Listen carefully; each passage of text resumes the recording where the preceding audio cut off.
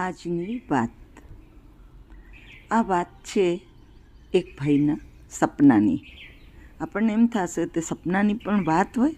હા, પણ મને એવું લાગે છે કે આપણા બધાની જિંદગી સાથે આ સપનું ક્યાંક ને ક્યાંક જોડાયેલું છે. એક વખત ડોરબેલ વાગી, એ ભાઈ ઊભા થયા, દરવાજો ખોલ્યો તો સામે એક આકર્ષક વ્યક્તિ ઊભા હતા. એ ભાઈ જોયા કરે કે હું આને ઓળખતો નથી ને મારા ઘરે આવ્યા, એટલે એણે પૂછ્યું, ભાઈ તમે કોણ છો? તો પેલા હસવા માંડ્યા કે કેમ, રોજ તું આવસ મારા દ્વાર પર તો હું તો તને કંઈ પૂછતો નથી, આજે હું સામેથી આવ્યો તો મને ઓળખતોય નથી. એટલે પેલા ભાઈ વિચાર્યા કરે, એણે કે આ તને ऐशो આરામની સરસ જિંદગી આપી છે, રોજ તું મને મળવા આવસ ને બસ આજે ભૂલી ગયો. એટલે એણે કહ્યું, ક્યાંક તમે ભગવાન તો નથી ને? તો એ ભાઈ હસી પડ્યા કે હા, હું ભગવાન જ છું, પણ આજે મને ઈચ્છા થઈ કે મારે તારી સાથે એક દિવસ રહેવું છે, પણ હું તને જ દેખાઈશ, બીજા કોઈને દેખાઈશ નહીં. એ ભાઈ વિચારમાં પડી ગયો, પણ એણે દરવાજો ખોલ્યો, કહ્યું કે હા આવો આવો. એટલે ભગવાન અંદર આવ્યા. ત્યાં એના મમ્મીએ એને બૂમ પાડી કે બેટા શું કરે છે, દરવાજે કોણ છે? ને મમ્મી આવ્યા, પણ મમ્મીને ભગવાન દેખાણા નહીં. એને ખબર પડી ગઈ કે હા, મમ્મીને કેમ નથી દેખાણા. પણ એમ થયું કે કશો વાંધો નહીં, ચાલો. એ બેઠો, એને મમ્મીએ ચાનો કપ આપ્યો કે લે ભાઈ ચા પી.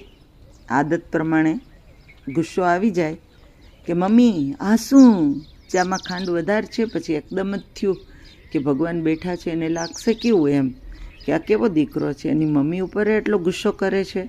એટલે તરત જ વાત વાળી લીધી અને કહ્યું કે ના ના, હું પી લઈશ, સારી છે. પછી થોડી વાર થઈ, એના મમ્મીને થયું કે આ કેમ હજી સૂતો છે એમ. તો એને થયું કે ચલાને બોલાવું કે ભાઈ તું શું કરસ, એટલે જમવા આવી જા. એટલે પેલો કે હા, હું થોડી વારમાં આવું હમણાં. એ નાવા ગયો તો ભગવાન એની પાછળ. એટલે પહેલાં કે ભાઈ મને નાહી તો લેવા દ્યો.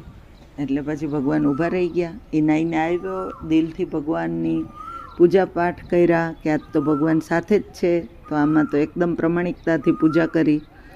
આવીને બેઠો જમવા ડાઇનિંગ ટેબલ ઉપર. તો એણે ભગવાનને કીધું કે આજે પેલો કોળિયો તમે ખાઓ, પછી હું ખાઉં. એટલે ભગવાને હસતા હસતા પેલો કોળિયો ખાધો અને પછી એ ભાઈ ખાઈ લીધું. ઓફિસમાં ગયા તો કોઈક ને કોઈક કર્મચારીઓ એના આદત પ્રમાણે મોડા આવ્યા હોય, કંઈક ભૂલો કરી હોય તો એકદમ ગુસ્સો આવી જતો, પણ તરત જ થતું કે આજ તો ભગવાને મારી સાથે છે. એટલે થોડું શાંતિથી પ્રેમથી બધાને વાત કરતા કે આવું ના કરો. અને પછી પાછા આવી ગયા. રાત પડી ગઈ. ભગવાન એના કપાળ ઉપર હાથ ફેરવતા હતા કે એટલે દરરોજ તો તારે કંઈક ભજન સાંભળવા પડે છે, કંઈક ને કંઈક કર, ચોપડીમાં ત્યારે ઊંઘ આવે છે, આજે તને સરસ ઊંઘ આવી જશે. તો હા, ખરેખર એને બહુ સરસ ઊંઘ આવી ગઈ. ત્યાં એને મમ્મી એને ઉઠાડ્યો કે ભાઈ કેટલું મોડું થઈ ગયું, તું શું કરસ? એ એકદમ બેઠો થઈ ગયો. એણે જોયું ઓકે આ તો બધું સપનું હતું. પણ એ સપનું એટલું પાવરફુલ હતું કે એ સપનાને લીધે એ ભાઈ એની જિંદગીની ઊંઘમાંથી ઉઠી ગયો. તો દોસ્તો, મોરલ ઓફ ધ સ્ટોરી શું? ક્યાંક આવું જ નથી ને આપણા બધાની જિંદગીમાં કે આપણે ક્યાંક સપનું છે એ ઊંઘમાં આવતું હોય, પણ ક્યારેક આવું કોઈ સપનું હોય ને તો આપણી ઊંઘ ઉડાડી અને જિંદગીમાં આપણને જાગતા કરી દે. તો હંમેશા જાગૃત રહેતા શીખીએ કે આપણે દરેક જગ્યાએ વાંચીએ છીએ કે તમે CCTVની નજર હેઠળ છો, તો હંમેશા યાદ રાખો કે ઉપરવાળો છે ને એની નિગરાનીમાં જ આપણે છીએ. એટલે જ્યારે કાંઈ પણ કરીએ ને તો યાદ રાખવાનું કે એની નજર તો આપણી ઉપર સતત છે જ. તો આપણે કામ કરવામાં કે ખોટું ખરું કરવામાં હિંમત જ નહીં કરીએ, ખરું ને? અંજુમાના જય શ્રી કૃષ્ણ.